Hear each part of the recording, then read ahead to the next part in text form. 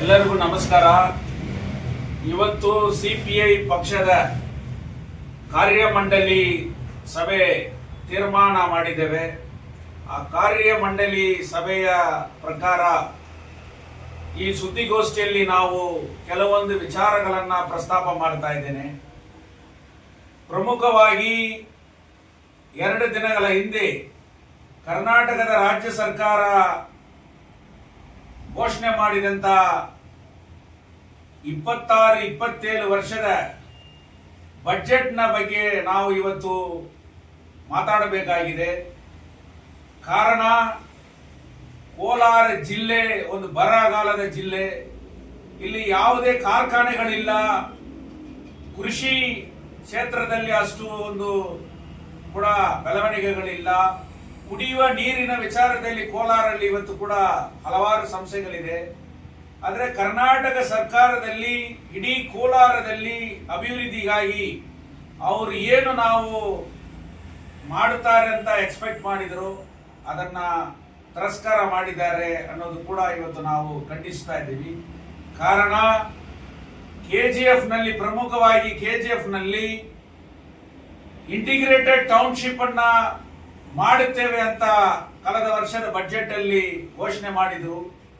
ಆದರೆ ಈ ವರ್ಷದಲ್ಲಿ ಆ ಇಂಟಿಗ್ರೇಟ್ ಟೌನ್ಶಿಪ್ ಡೆವಲಪ್ಮೆಂಟ್ಗೋಸ್ಕರ ಏನಾದರೂ 1% ಬಜೆಟ್ ಅಲ್ಲಿ ಅಮೌಂಟ್ ಅನ್ನ ಏನಾದರೂ ನಿಗದಿ ಮಾಡಿದ್ದಾರೆ ಅಂದ್ರೆ ಅದರ ಬಗ್ಗೆ ಯಾವುದೇ ಕೂಡ ಅನೌನ್ಸ್ಮೆಂಟ್ ಇಲ್ಲ.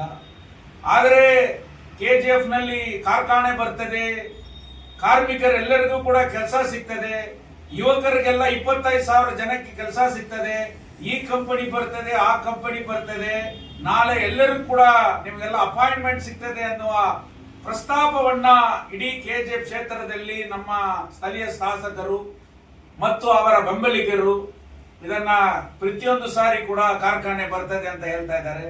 ಆದ್ರೆ 100 ಏಕರ್ಸ್ ಅಲ್ಲಿ ಅಕ್ವೈರ್ ಮಾಡಿರ್ತಕ್ಕಂತ ಆ ಜಾಗದಲ್ಲಿ ಯಾವ ರೀತಿಯಲ್ಲಿ ಕಂಪನಿ ಬರ್ತದೆ, ಏನ್ ಬರ್ತದೆ, ಎಷ್ಟು ಫಂಡ್ ಅಲಾಟ್ ಆಗಿದೆ ಅನ್ನೋದನ್ನು ಬಜೆಟ್ ಅಲ್ಲಿ ಟೋಟಲಿ ತಿರಸ್ಕಾರ ಮಾಡಿದ್ದಾರೆ. ಇದನ್ನು ನೋಡಿದಾಗ KGF ಗೆ ಒಂದು ಎಕ್ಸ್ಪೆಕ್ಟೇಷನ್ ಗೆ ಮೋಸ ಆಗಿದೆ, ಒಂದು ಶೂನ್ಯ ಅಂತಾನೆ ನಾವು ಇದನ್ನ ಹೇಳಬೇಕಾಗಿದೆ. ಅದೇ ರೀತಿಯಲ್ಲಿ KGF ನಲ್ಲಿ ಇನ್ನೊಂದು ಎಕ್ಸ್ಪೆಕ್ಟೇಷನ್ ಇತ್ತು. ಪ್ರತಿದಿನ ಸುಮಾರು ಜನ ಹಾಸ್ಪಿಟ್ಲಿಗೆ ರಫರ್ ಅಂತ ಹೇಳಿ ಸಾಯುವಂತ ಪರಿಸ್ಥಿತಿ ಬರ್ತಾ ಇದೆ. KGF ಜನರಲ್ ಹಾಸ್ಪಿಟಲ್ ಇವತ್ತು ಹೋಬ್ಳಿ ಸ್ಟೇಟಸ್, ತಾಲೂಕ್ ಸ್ಟೇಟಸ್ ಅನ್ನುವ ಹೋರಾಟದಲ್ಲಿದೆ. ಮಾನ್ಯ ನಮ್ಮ ಶಾಸಕರು ಕೂಡ ಹಲವು ಹೋರಾಟಗಳನ್ನ KGF ನಲ್ಲಿ ಮಾಡಿದ ನಂತರ, ಅದು ಸೇವ್ KGF ಇರಬಹುದು, ಇಲ್ಲ ಇನ್ನೊಬ್ಬ RK ಫೌಂಡೇಶನ್ ಹೋರಾಟ ಇರಬಹುದು, ಇಲ್ಲ CPI ಹೋರಾಟ ಇರಬಹುದು, ಇನ್ನು ಹಲವಾರು ಹೋರಾಟಗಳನ್ನ ಮಾಡಿದ ನಂತರ ಕೂಡ ಸಾರ್ವಜನಿಕರು ಎಷ್ಟೋ ಜನ ಒತ್ತಡ ಆದ್ರಿಂದ ಇಲ್ಲಿ ಒಂದು ಒಳ್ಳೆ ಹೈಟೆಕ್ ಹಾಸ್ಪಿಟಲ್ ಬರಬೇಕು, ಮಲ್ಟಿ ಸ್ಪೆಷಾಲಿಟಿ ಹಾಸ್ಪಿಟಲ್ ಬರಬೇಕು ಅನ್ನುವ ಹೋರಾಟದ ನಂತರ ಕೂಡ ಸದನದಲ್ಲಿ ಮಾತಾಡಿದ್ದಾರೆ. ಆದರೂ ಕೂಡ ಈ ಬಜೆಟ್ ಅಲ್ಲಿ ಯಾವುದೇ ಒಂದು KGF ಜನರಲ್ ಹಾಸ್ಪಿಟಲ್ ನ ಡಿಸ್ಟ್ರಿಕ್ಟ್ ಸ್ಟೇಟಸ್ ಅಲ್ಲಿ ಅಪ್ಗ್ರೇಡ್ ಮಾಡ್ತೀವಿ ಅನ್ನುವ ಘೋಷಣೆ ಬಂದಿಲ್ಲ. ಮತ್ತೆ ಇದನ್ನ ಒಂದು ಮಲ್ಟಿ ಸ್ಪೆಷಾಲಿಟಿ IC ಯೂನಿಟ್ ಅನ್ನ ಮಾಡಿ ಇಲ್ಲಿ ಕಾರ್ಡಿಯಾಕ್ ಯೂನಿಟ್ ಬರ್ತದೆ ಅನ್ನುವ ಒಂದು ಘೋಷಣೆಯನ್ನು ಕೂಡ ಆಗಿಲ್ಲ.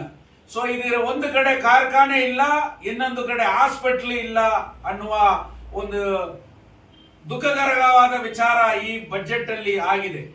ಅದೇ ರೀತಿಯಲ್ಲಿ 35 ವಾರ್ಡ್ಗಳಲ್ಲಿ ಯಾವುದೇ ಅಭಿವೃದ್ಧಿ ಇಲ್ಲ. 5 ವರ್ಷದ ಆಡಳಿತದಲ್ಲಿ ಕಾಂಗ್ರೆಸ್ ಮುನ್ಸಿಪಾಲಿಟಿ ಯಾವುದೇ ಅಭಿವೃದ್ಧಿ ಮಾಡಿಲ್ಲ. ಯಾವ ರೀತಿಯಲ್ಲಿ 20 ವರ್ಷದ ಹಿಂದೆ ಇತ್ತೋ BGML ಕಾಲೋನಿಗಳು, ಆ 16 ವಾರ್ಡ್ಗಳು, ಅದೇ ಪರಿಸ್ಥಿತಿ ಇವತ್ತು ಕೂಡ ಇದೆ. ಒಂದು ಸ್ಪೆಷಲ್ ಬಜೆಟ್ ಆಗಲಿ ಇಲ್ಲ ಈ ಅಭಿವೃದ್ಧಿಯ ಬಗ್ಗೆ ಆಗಲಿ ಕೂಡ ಯಾವುದು ಕೂಡ ಈ ಬಜೆಟ್ ಅಲ್ಲಿ ಬಂದಿಲ್ಲ.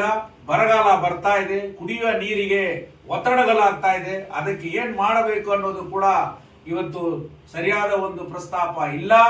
ಅದೇ ರೀತಿಯಲ್ಲಿ ಬೆಮಲ್ ಕಾರ್ಖಾನೆಯಲ್ಲಿ ಕಾಂಟ್ರಾಕ್ಟ್ ವರ್ಕರ್ಸ್ ಇದ್ದಾರೆ, ಅವರ ಆಲ್ಟರ್ನೇಟಿವ್ ಏನು ಅಂತ ಇವತ್ತು ಕೂಡ ನಮ್ಮ ಸ್ಥಳೀಯ ಶಾಸಕರು ಅವರ ಡಿಮಾಂಡ್ಸ್ಗಳಿಗೆ ಒಂದು ಸುಮ್ಮನೆ ಬೆಂಬಲ ಅಂತ ಹೇಳಿದ್ರೆ ಹೊರತು ಇವತ್ತು ಕೂಡ ಅದು ಸಾಲ್ವ್ ಆಗಿಲ್ಲ. ಅದಕ್ಕೆ ಅವರು ಯಾವ ರೀತಿಯಲ್ಲಿ ಒಂದು ನಿಮ್ಮ ಕ್ಷೇತ್ರದಲ್ಲಿ ಇರ್ತಕ್ಕಂಥ ಬೆಮಲ್ ಕಾರ್ಮಿಕರಿಗೆ ಅನ್ಯಾಯ ಆಗ್ತಾ ಇದೆ, ತಾವು ಅವರಿಗೆ ಅವ್ರ ಜೊತೆಲಿ ಕೈ ಜೋಡಿಸಿ ಹೋರಾಟದ ಎಚ್ಚರಿಕೆ ನೀಡಿದ್ರೆ ಇವತ್ತು ಅವರಿಗೆ ಆ ಇಶ್ಯೂ ಕೂಡ ಸಾಲ್ವ್ ಆಗ್ತಾ ಇತ್ತು.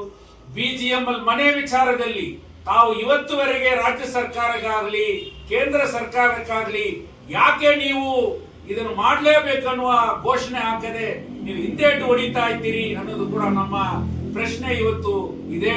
ಅದರಿಂದ ಬರುವ ನಗರಸಭೆ ಚುನಾವಣೆಯಲ್ಲಿ ಕೂಡ ಜನರ ಧ್ವನಿಯಾಗಿ, ಹೋರಾಟದ ಧ್ವನಿಯಾಗಿ, ಇಲ್ಲಿರ್ತಕ್ಕಂಥ ಸಮಸ್ಯೆಗಳ ಬಗ್ಗೆ ಪ್ರಸ್ತಾಪ ಮಾಡುವ ಧ್ವನಿಯಾಗಿ CPI ಇರುತ್ತದೆ. ನಮ್ಮ ಪಾತ್ರ ಪ್ರಮುಖ ಪಾತ್ರವಾಗಿ ಕೂಡ ಇರುತ್ತದೆ. ಎಲ್ಲಾ ಸಂಘಟನೆಗಳನ್ನ ಒಗ್ಗೂಡಿಸಿ ಒಂದು KGF ಅನ್ನ ಉಳಿಸುವ ಪರಿಸ್ಥಿತಿಯಲ್ಲಿ ಒಳ್ಳೆ ನಗರಸಭೆ ರಚನೆ ಆಗಿ ಈ ನಗರ ಅಭಿವೃದ್ಧಿ ಆಗುವಂತ ವಿಚಾರದಲ್ಲಿ ಕೂಡ CPI ಮುಂದೆ ನಾವು ಕೂಡ ನಮ್ಮ ರೂಪವನ್ನ ಮಾಡುತ್ತೇವೆ ಅಂತ ಕೂಡ ನಮ್ಮ ಕಾರ್ಯದರ್ಶಿ ಮಂಡಳಿಯಲ್ಲಿ ನಾವು ತೀರ್ಮಾನ ಮಾಡಿದ್ದೇವೆ. ಅದರ ಪ್ರಕಾರ ನಾವು ಕೂಡ ಹೋರಾಟಗಳನ್ನ ರೂಪಿಸಿದ್ದೇವೆ.